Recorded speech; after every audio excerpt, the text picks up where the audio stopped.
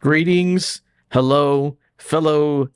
What does Jacques Cousteau sound like? Hello, people who love the sea. This is my French accent. We explore the sea down here, under the sea. Welcome to Respawning Fire BARF review for Dave the Diver. It's a video game that takes place in a big blue hole.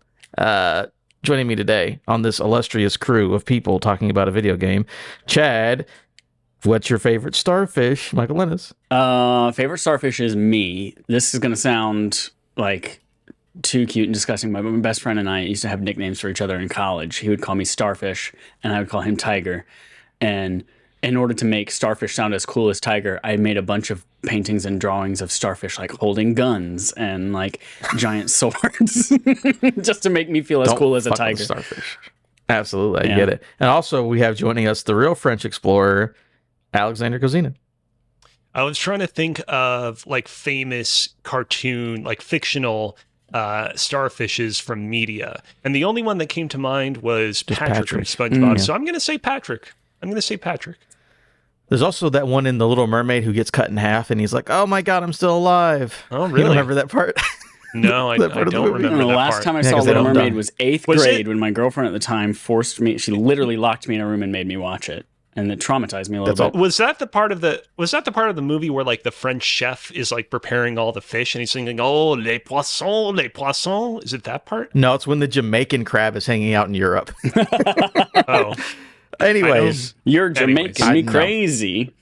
It's crazy. But we're talking about Dave the Diver. Dave the Diver is a 2023 video game developed and published by Mint Rocket. The game combines both action, adventure, and management gameplay styles as players explore deep sea environments to gather ingredients for a sushi restaurant. It was released for PC in June 2023, following early access. Nintendo Switch version was released in October of 2023, and the PS4 and PS5 version was released on April 16th of 2024. Metacritic and such, very high, 90 on Metacritic. People like the video game. It's very good. I have other things about the video game that we can on Metacritic? Yep, it's a 90. Nice. 90. I mean, I would not to spoil our thoughts too soon. Well deserved. I mean, yeah, I wouldn't say it's not a 90, but that's an achievement for a game to hit a 90 on Metacritic. Yeah, it's one of the most beloved games of the year. So I've got some more breakdowns and stuff. I've got thoughts from listeners, some more interesting things about the video game, but I guess we'll just start at the top since we're here. How did you feel? First of all, Cozy, we'll get to you because I want to know how you guys feel. No, just because the joke is, so our BARF game, we pick a game every month to play to review that was on our backlog. Me and Cozy have been playing this video game during the month of April. It only came out to PS5 on April 16th, as I read before. So I'm like, Chad's probably going to wait till it comes out to PlayStation, obviously, because he doesn't play on PC. Cool, makes sense. But Chad's been just playing a lot of Destiny. A lot of Destiny, a little bit of Final Fantasy. This week. I mean, I've talked to Jerica. I know exactly Adam, you need to understand, Destiny just came out. Chad is trying to be part of the conversation. Yeah. It's incredibly I'm trying to beat it so we can do a spoiler cast right now while it's just sizzling hot. Exactly. So I'm going to get top level thoughts how you guys feel about this video game. But Chad, have you played more than 30 minutes, and how do you feel about Dave the Diver? So let me set the stage for you. We're going to do this cozy style. So when I was born into a bathtub of water no, I'm kidding. I was not born like that. I was born at a hospital in Charlotte, North Carolina. I played this game, as you mentioned, on PlayStation. It came to PlayStation, but not just PlayStation. It came to PlayStation Plus Game Catalog as part of PlayStation Plus Extra and PlayStation Plus Premium tiers of PlayStation Plus, Sony's online PlayStation subscription service, of which I am forced to continue to be a member until next month. So I was like, hell yeah, I'm going to wait and play this game for $0, as included as part of my subscription. So yeah, I started halfway through the month. I started out with that.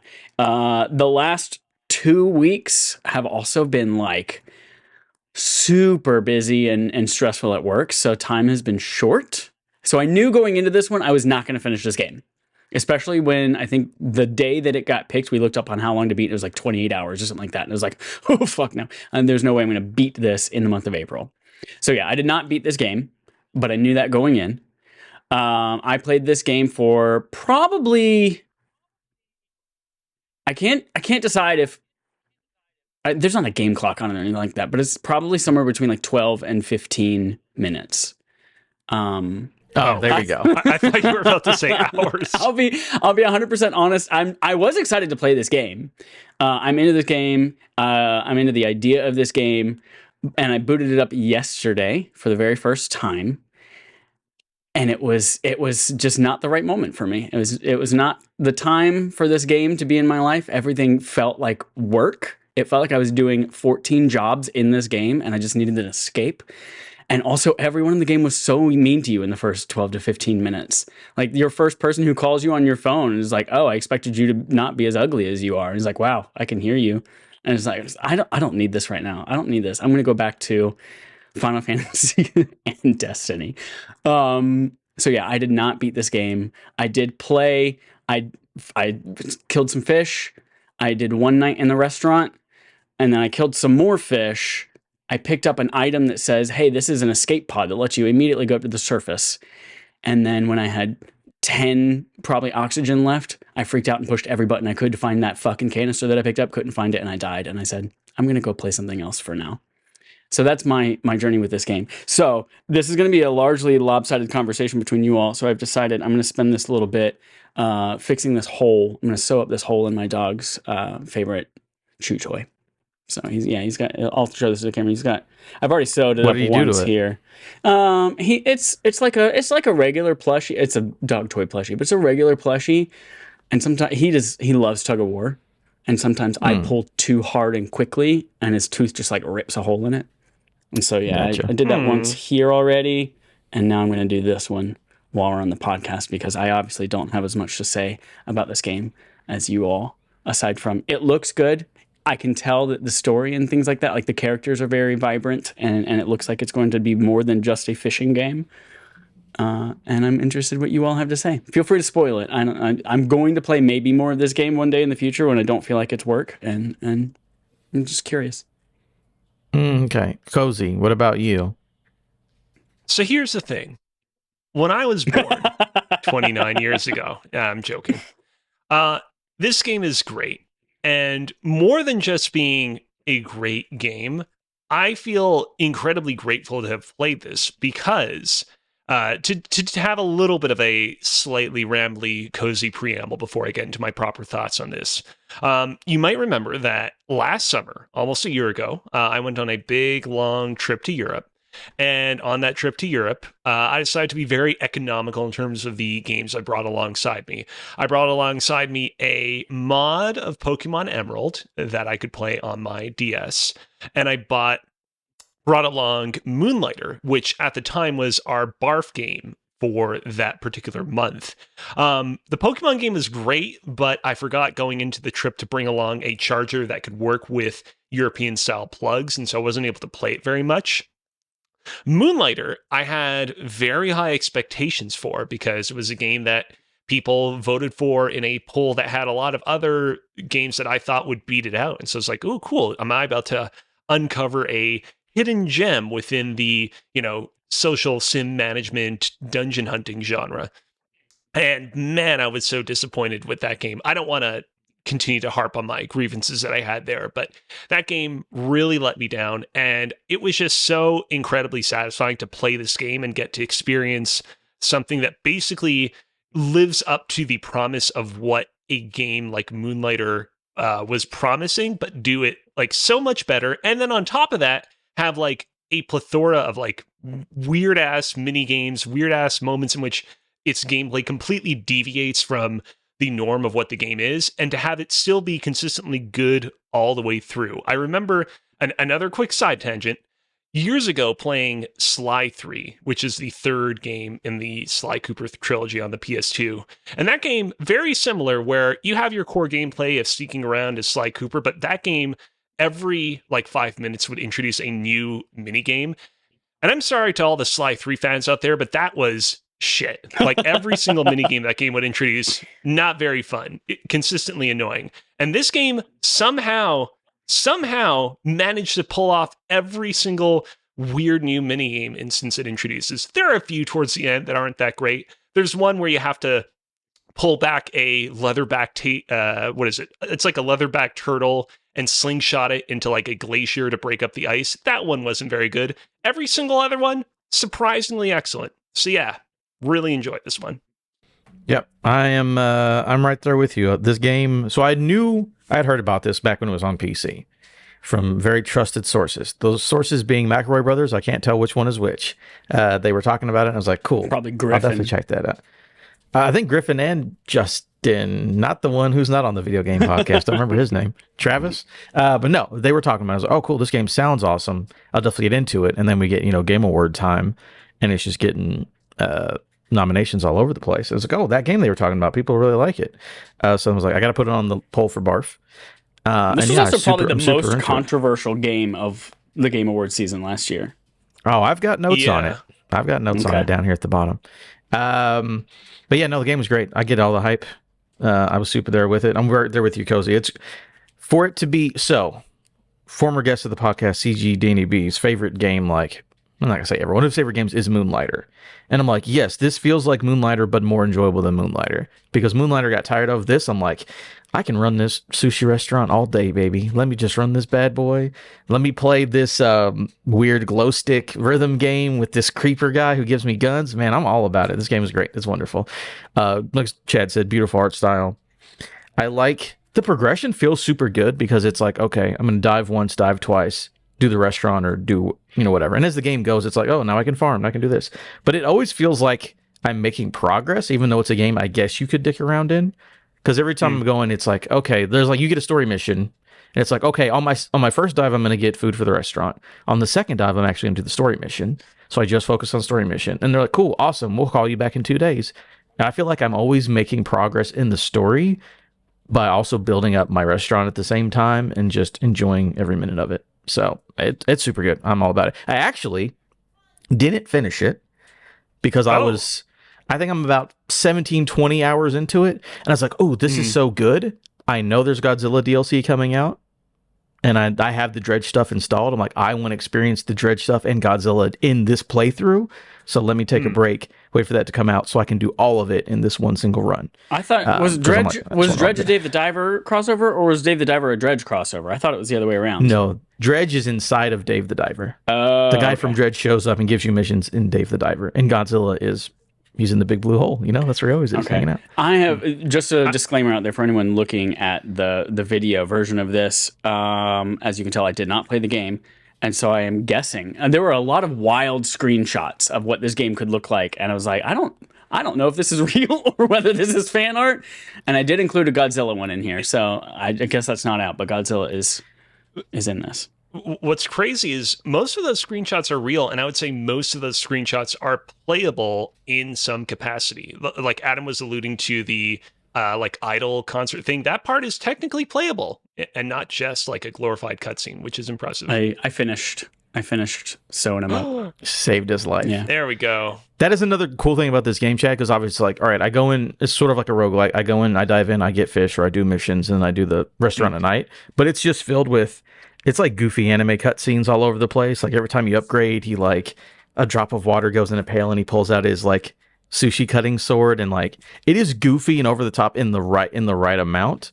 And then yeah, you get like boss fights against like megalodons and shit, and it's just like, what is this game? This game is amazing. Let's go. Yeah, you did mention a moment ago that this game is kind of like a roguelite. I do appreciate that it was not as much of a roguelite experience as I was expecting. Obviously, there's like fish that can appear in different areas. The like weapons and helpful items that you can obtain as you explore the depths are usually randomized, for example. But like the layout of the underwater areas that you explore is generally the same, and I did appreciate that because I feel like the more and more that I played of the game, the more and more that I was able to attain a mastery of knowing geographically where everything was in relation to each other. And that definitely allowed me to just, the more and more that I played of it, just have a real kind of like sense of mastery of being able to get around quickly and know where it is that I needed to go to get certain items, accomplish certain objectives, so on and so forth. It definitely has like just the right blend of, again, roguelite and, more traditional game design in that way. Yeah, it's very good, Chad. I would suggest Like Cozy kind of said, I think in a message, like you could slow play this, like sit down for an hour at a time, like knock out a couple of runs and then come back in a week or so. Because that, again, that's me. Once this Godzilla stuff comes out, I'm like, I'm going to slow play to the end, but it's very enjoyable up to that point. So that's our thoughts on that. I have some more stuff in here to talk about. And unless you want to go somewhere first, I've just got some cool stuff and we can bounce off of it. But what are you thinking, Cozy? No, I don't really have a whole lot else to say. Only 6 pages of notes today? I want to hear more about like, the story stuff. Like, how does this story unfold? And like, how cool? Like, in what cool ways do you get to interact with it? I've got it right here. Let's go. A brief synopsis, all right? The game follows Dave, a diver who's approached by his friend Cobra into starting up a sushi restaurant venture with the skilled chef Bong Cho. Setting up a location at the Blue Hole, a spot said to contain fish from all over the world, Dave is tasked with fishing for ingredients during the day and helping Bong Cho with the restaurant at night. During his escapades, Dave comes across a race of sea people, which leads him to the mystery behind the random earthquakes that have been occurring. So yeah, it's like, you start out, I'm just helping my friend, and then there's a mystery, it unravels. You go to all underwater villages and glaciers and like the sea depths where like the big awful monsters live and stuff like that. All these weird battles. The characters are all goofy. Like, was it Dr. Bacon or whatever? You're helping him with his research. Yeah.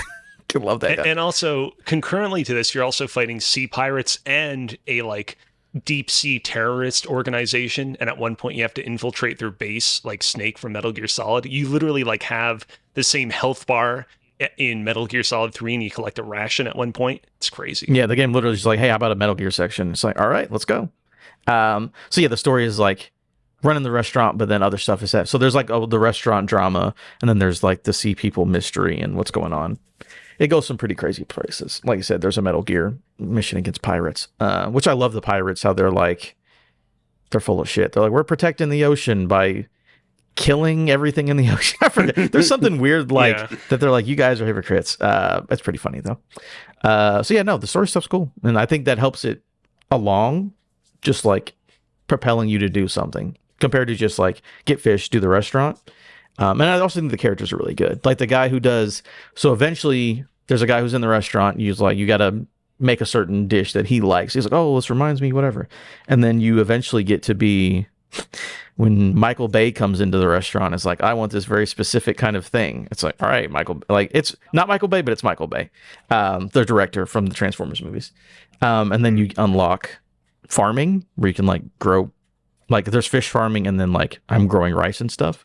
But it's all just because like this dude is hanging out and you made him a dish and then you learn about him and stuff like that and introduce a new mechanic. So very cool, very fun. All right. So this is some interesting stuff about the game. The game's director, these are South Korean developers, so I'm not very good with these names. I'm sorry.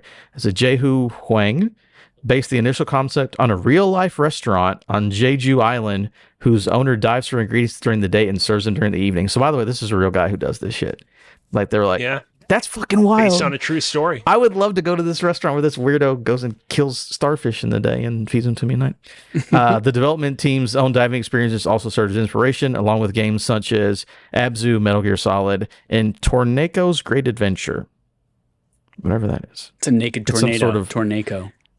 It's some like RPG from like the 90s or something like that. Obviously, we talked about that. There's Dredge stuff that was already out. Godzilla, and that's all free from what I know. Like you just download it and you can do that stuff. Further content updates are planned to be released in the future. Okay, so here's the indie game stuff. This is all from like Wikipedia mostly and some of their fandom page. So although Dave the Diver's developer Mint Rocket is wholly owned by Nexon, several commentators and publications have referred to the game as a quote-unquote indie game.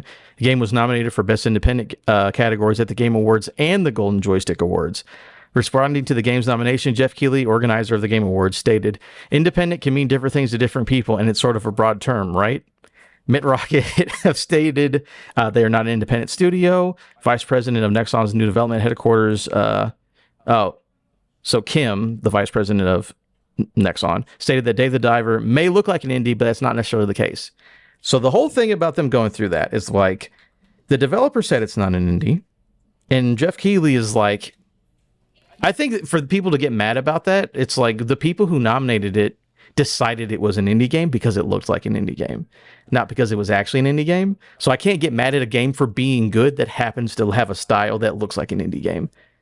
Like, isn't that on the voters for not knowing what an indie game means and not Jeff Keighley for telling them what to do? I don't know.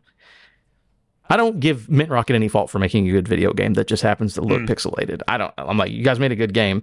Indie, not at all. But I'm not going to be like, oh, how dare you make a game that people put you in a category from. You know, I don't know. And from what I understand, the way that these nominations are done is that like they just reach out to media outlets and say, what was the best game? And you write in what you think. So yeah, it's 100% a lot of people just thinking this is an indie game based on the art style. Which I guess if we're victim blaming, you know, kind of in the Bay Area, we see a lot of signs that say, don't leave valuable shit in your cars. Like, how about you just get more police to keep people from breaking into cars? If we're victim blaming, we can say the studio should have put more things in the beginning of the game. They said, welcome to Dave the Diver, press X to start. We're a team of X number of people and we're so big. And also we're not an independent studio. We're not an indie game. We just like this art style. So like they could do more. Yeah, themselves. that's on them. Yeah. It is also, though, there is also the thing where, and I apologize if I super offend any Game Awards super Getting fans. canceled. But like, you know, typically the kind of games that get nominated for Game of the Year at the Game Awards, they tend to be games that look like how you would expect a Game of the Year winner to look. And I think, you know, Dave the Diver is kind of caught in the uncomfortable position of being a non-indie game that looks very, very much like an indie game. And so it's sort of this thing where it's like, I mean, I come down on the side of being like, yeah, it probably should not have been nominated for Best Indie Game. But also, I feel like this is kind of one of those games that's stuck in a very uncomfortable position where there's not many other categories where I feel like people are going to nominate it for best whatever, you know what I mean? It also doesn't help either that this game genre is like so weird and doesn't really fit into any other type of genre neatly. I guess you could say it's like an action game. But yeah, so as much as I'm like, yeah, it probably should not have been in that category, it is still cool that they got some recognition because this game definitely was deserving of recognition. Yeah, it does have 2 awards overall in the entire award season. Like 18 nominations. I looked it up earlier, but yeah. Again, I can't really blame them for the voters not knowing what an indie game is. Because technically, if you guys want to be technical, Baldur's Gate 3, best indie game of the year. Right. As well as overall game of the year. Technically. Let's just give it all to Baldur's Gate because technically it's indie. You know, I get it, but I think I get it's annoying. Actually, I think people. Game of the Year landed on, what was it, Life of P last year? Not from anyone reputable. Lies of P, sorry, not Life of P. Lies of P. Life of P, you didn't say it right. Life of Pi, Lies of P, Liza Minnelli. Oh, Lord. Life of P, a story about a guy fishing for fish out on sea. With a tiger in his boat. It all comes together. A tiger and a starfish. Oh, shit. Yeah. Or is it a tiger? There we go. Or is it a metaphor for his insatiable hunger? You never know. I don't know. I haven't watched the movie or read the book. I do have one review from a certain Jerkachu. Jerkachu? Is that how they say that on Twitter? Yeah. Jerking at you. It's Jerica mixed with Pikachu. She's not jerking at anybody. She literally just explained that to somebody today on in a team chat. I know, that's so funny. So I bring this up. I don't remember. I think I'm misquoting it, but I have to poke fun at Chad because it's fun. Where he said that she didn't like the game, or she stopped playing the game because she hated it. Did I say that? Is what Chad I said. honestly don't even remember that I talked about it, but we talked about Jerica playing it and then stopped playing it. Yeah. So here's what Jerica Chu on Twitter says. I hate it so much because it's all I want to do, but I have to play Destiny 2. That sounds... Are you sure this is Jerica or is this Chad?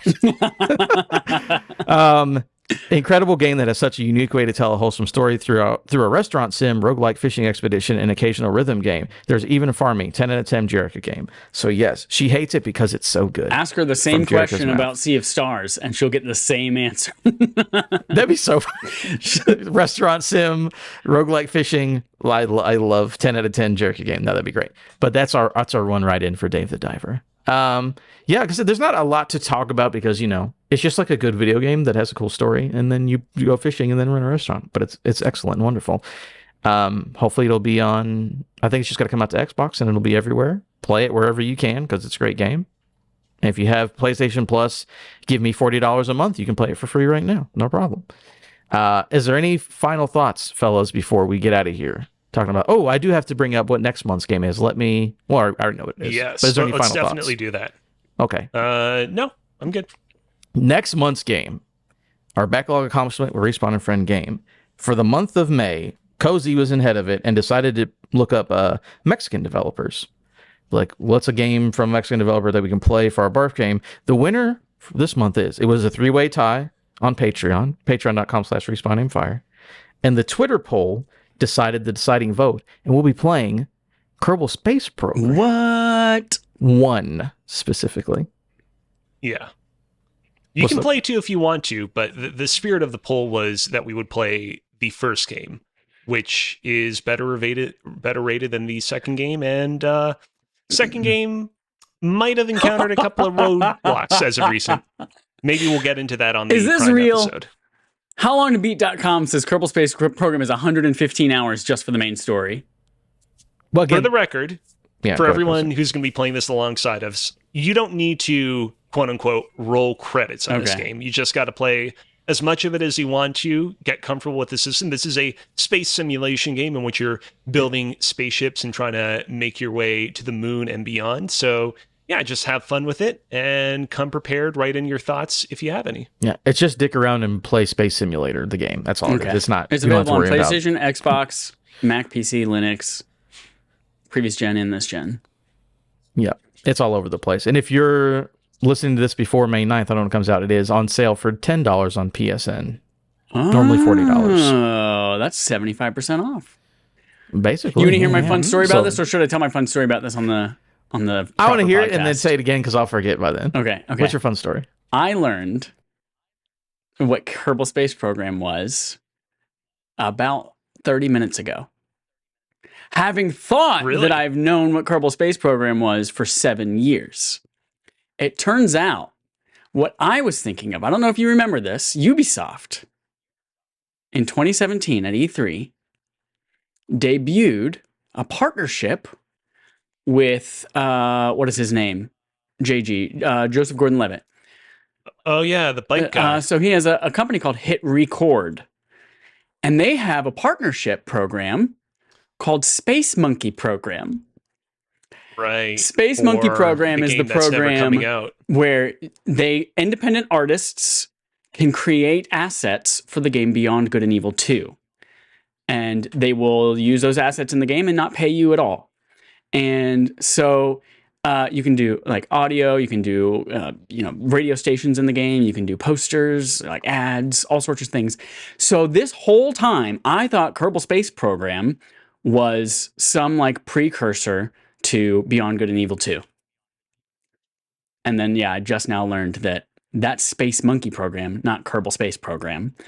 And now I have no idea what I'm in for aside from the 115-hour space expedition.